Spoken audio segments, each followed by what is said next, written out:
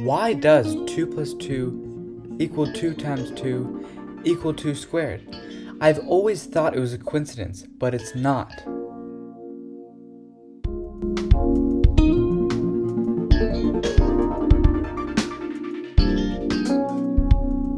When we have repeated operations like this, such as addition, we want a way to write it more efficiently, which can be written as 3 times 7. Similarly, if we repeat multiplication, we get exponentiation.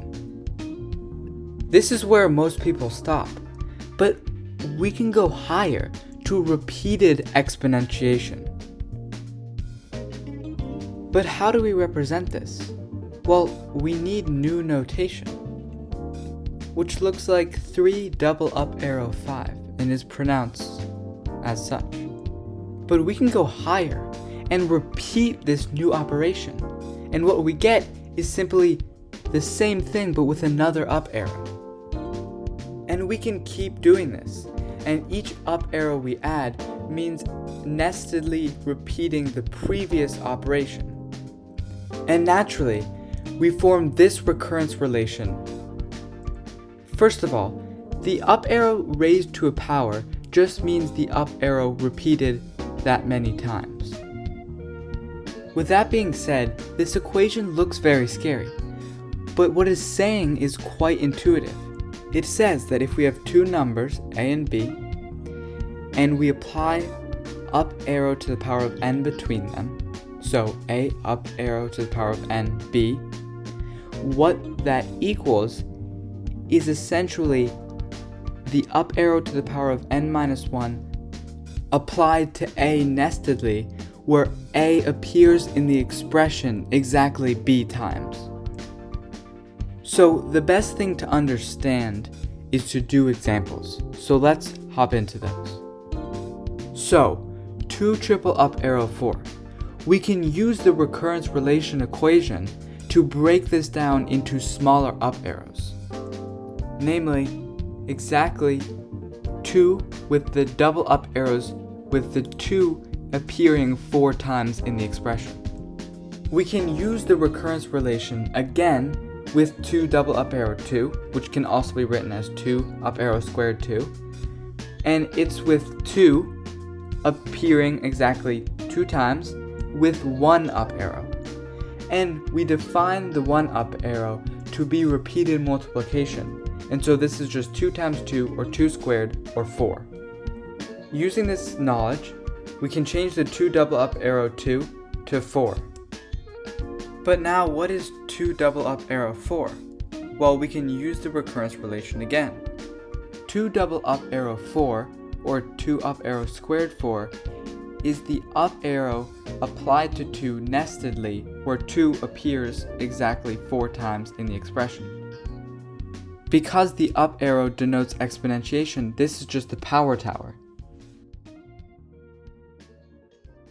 Returning with this information, we can change this to 2 to the power of 16. So now we have 2 double up arrow 2 to the power of 16. We can again use the recurrence relation to find that this expression equals a power tower with 2 to the 16 number of 2's. That is a ginormous number. In fact, it's much greater than the number of atoms in the universe to the power of the number of atoms in the universe. Now we will answer the fundamental question, and even extend this to why 2 plus 2 equals 2 times 2 equals 2 squared equals 2 up arrow squared 2, and so on, with our new knowledge of up arrow notation.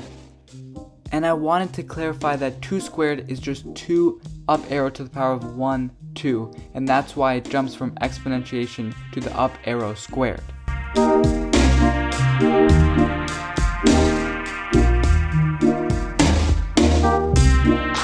And our claim is that 2 up arrow to the power of n, 2, is equal for all n that is a natural number.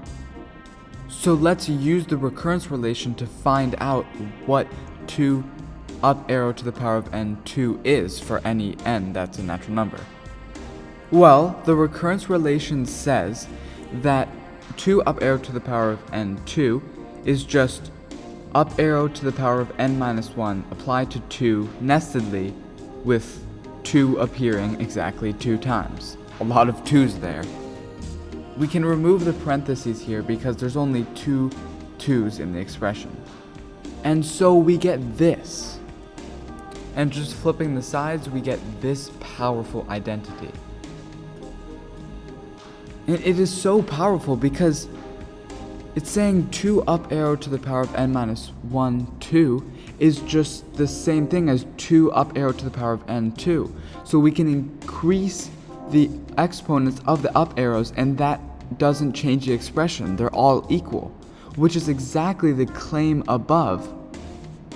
So starting with 2 squared, which is also 2 times 2, or 2 up arrow 2, we can use this identity to increase the exponent of 1 to 2. So now it's 2 up arrow squared 2, and those are equal by the identity. And we can do the same for increasing the exponent to 3, and so on.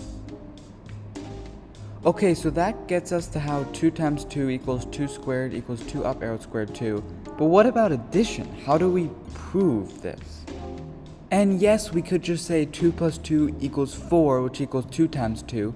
And since 2 times 2 equals the rest, then all of them are equal. But I want to extend this up arrow idea to addition so we can get a nice intuitive proof. Okay, so 3 times 5 is just repeated addition. We want to represent this operation with an up arrow, but to what power is this up arrow? Well, 3 up arrow 4 is just repeated multiplication.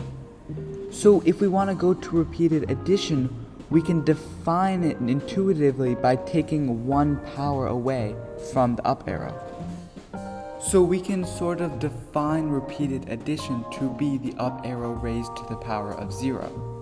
And this feels quite satisfying because addition is what we think of as the first operation, and 0 is a natural starting number, and so the up arrow raised to the power of 0 feels right to mean repeated addition. Okay, so we have 2 plus 2 equals 2 up arrow raised to the power of 0, 2.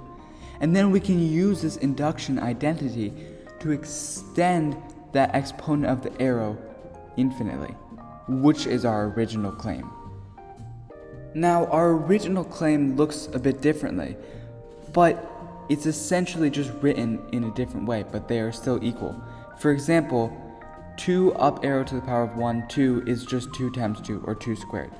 And so changing it, we form our original claim.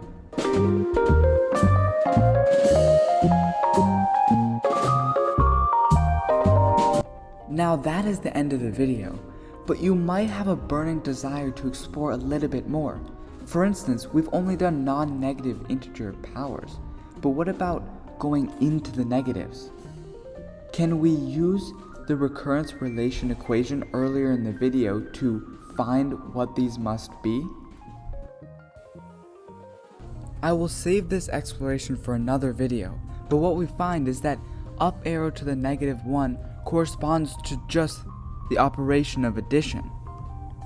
And we can use this result to explore something even weirder, which is up arrow to the power of negative 2. And now that we know up arrow to the power of negative 1 is addition, that's just 2 plus 3, but we can also use the recurrence relation and find that up arrow to the power of negative 2 nested 3 times is equal to 2 plus 3, or 5, which is pretty weird, and it's almost like sub-addition, because it's the operation below addition in a sense.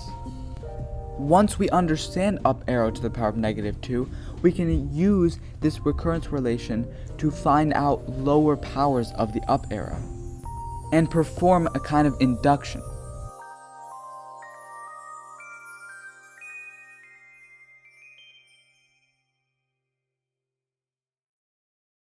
Thank you for watching, and stay tuned for my next video on the exploration of these up arrows.